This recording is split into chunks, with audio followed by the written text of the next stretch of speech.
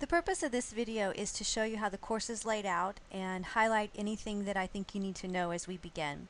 So first of all, you need to understand that this course takes place in sort of two websites. The first being Brightspace, where I would consider it more the administrative side, and the second website is going to be MyMathLab. So we're going to start by looking at Brightspace and how I utilize Brightspace. When you're obviously watching this video, which comes from Brightspace, but understand that I use Brightspace to send out any announcements having to deal with the course. It is my main source of communication with you as students.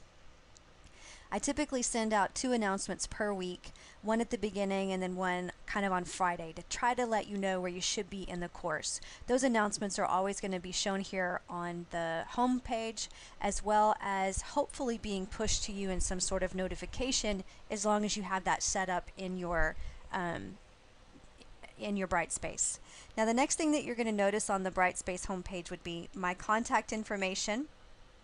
I have a direct link here to the MyMathLab website, as well as a link that's going to get you into any type of virtual or the type of virtual virtual office hours that I have. So if you're not familiar with Zoom, Zoom is kind of like Skype or GoToMeeting or let's say FaceTime. And what it allows us to do is share our computer screens so that we can look at what it is that we want to discuss, as well as being able to hear each other live in that way. Now you don't have to have a webcam to be able to use this Zoom. It does work on a cell phone really well. If you wanted to call in and use your computer, but you called in on a landline, that would work too. So that's kind of what Zoom does for us. Another informational piece that I have here on Brightspace has to do with our math lab. So the math lab located here on campus is in the math building. Here are their summer hours, and they offer free tutoring as well as a bank of computers for you to be able to use while you're in there. A couple of other things that I have here on the home page has to do with Quizlet, and if you're not familiar with Quizlet, Quizlet's a pretty cool flashcard type program, and I have some flashcards in here covering the unit circle. So this is just the home page on our Brightspace. Now under content, which is obviously where you found this video, there are the other administrative aspects that I have to the course. So we have, of course, the course documents, which include the syllabus, the weekly calendar, and your MyMathLab course ID in order to get enrolled in the MyMathLab portion.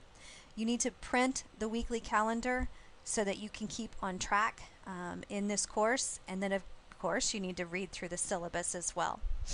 Now the other part of Brightspace that I have is the activities. There's 2 activities in this course over the summer, and both of these activities are related to the material that we're covering in MyMathLab, but these are 2 assignments that you will be submitting to me here in Brightspace.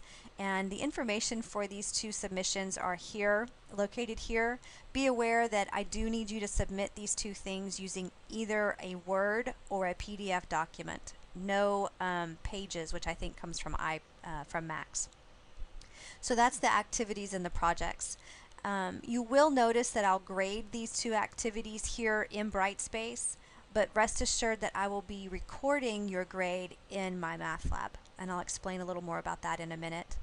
And then we have a miscellaneous course information. There's some other information in here that is related to you. So that's what I use that's what I use Brightspace for. Now let's go over to MyMathLab.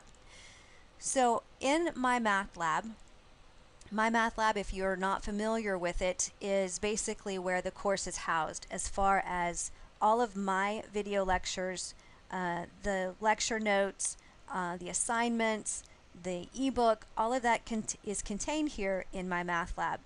When you first log in, you should be seeing this home screen, and I would encourage you to run this browser check just to make sure that you have all of the plugins necessary to run the course. Past that, let's take just a second to look at the ebook. Now, I've said in my syllabus, and I may have said already in the video, that you don't have to purchase a textbook with this course, and the reason for that is because it's contained here in MyMathLab. It's just like any other textbook that you're familiar with. You've got a table of contents. The book is divided up into your chapters. You click on a particular chapter and you'll see the sections contained within. What makes this a little bit different from just a regular PDF copy, let's say, of a textbook has to do with some of the interactive components that are contained within the textbook. Some of these components include video chapter tests, a chapter test at the end that includes test prep material, as well as other interactive components in the book. So let's take a look at what we have here in the textbook. Here I just clicked on a random section.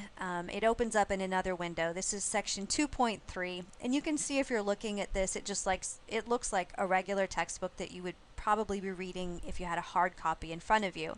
But what differentiates this from a regular textbook has to do with these interactive icons that you see here that I'm hovering my mouse over.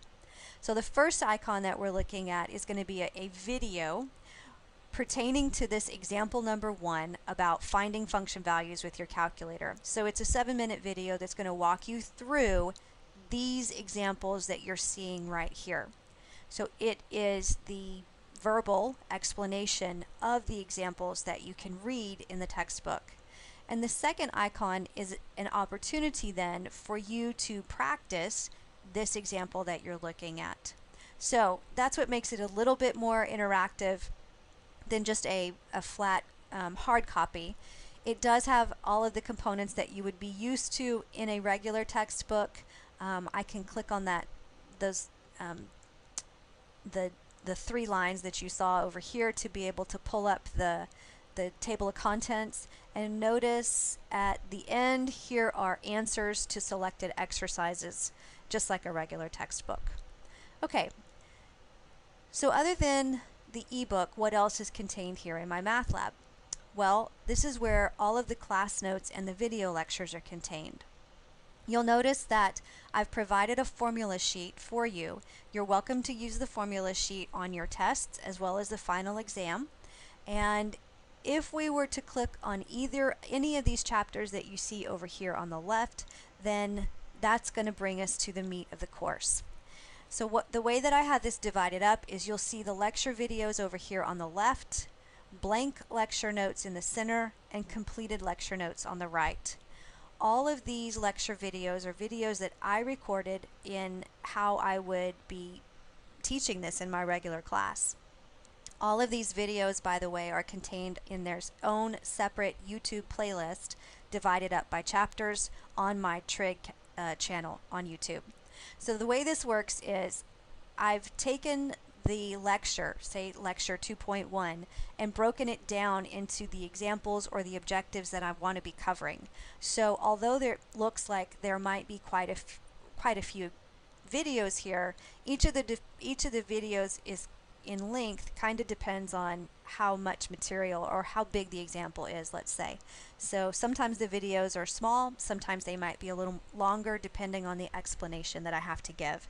I would say that the videos run anywhere between, they can be as short as probably 2.5, maybe 3 minutes, and they might run as long as about 15 minutes if I have a lot to say. So these are the videos that are covering the lecture that is in replacing you actually sitting in class with me. And what I've provided here are what I call blank lecture notes. So if I were to click on this, what I have is a PDF copy of the notes that I'm going to lecture on. So here you can see is the information that I have contained that I want to cover in my lecture without the answers being filled in. So what we will do in the video is if you would print these blank lecture notes out, you'll be able to follow along with me and then fill in the work as we go along. So rather than you having to copy each of the examples down, I have the examples already copied down and then we just fill them in together. And then after that, I have hung up the completed lecture notes. So once I was done lecturing over the material that you just saw, you can see here that this is more filled in, and I just posted what I did after the lecture. So think of the lecture videos and the lecture notes as taking the place of you actually coming and sitting in front of me and listening to me lecture. So these are the vital components, I would say, to you learning the material. Once you've looked at the class notes and the video lectures, it's time to work on the online assignments. So the online assignments can be located here. So if I click on the online assignments, you'll see that all of the assignments are going to show up here in this big long list. And you can see that there's quite a few assignments listed because we have a lot of material to cover. I want you to notice that I don't have a lot of quizzes in this particular course, but I do have homework sections or homework assignments for each section that I cover. And then I have tests that are going to be covered in each of the homeworks as well. So understand, while I'm thinking about it, that the tests come from questions that are similar to your homework. So you're going to want to make sure that you understand your homework. Now over here, if you notice, there's a section for time, limits, and attempts. Your homework assignments, you get an unlimited number of attempts to get them correct until the due date. Over here on the left is the due date, and the due date in this summer class is the last Sunday of the course by 11:59 p.m. And then we have the tests. Now the tests are timed in this course, and you only get one attempt at the tests. So there's your assignments. There's some more information in here. Let's just click on the Tools for Success really fast, because there is some good information that can be found within this resource button. First of all, there's a calculator resource card for you. There's some algebra review as well as functions to help you remember what's going on with functions. There's a copy of the Student Solutions Manual. So if you are wanting to see the worked out problems for the exercises in the textbook, this is where you can find those, as well as any other type of information here that you might want to look over. And finally, we have the gradebook. Now, the gradebook that you see here is the official gradebook for the course.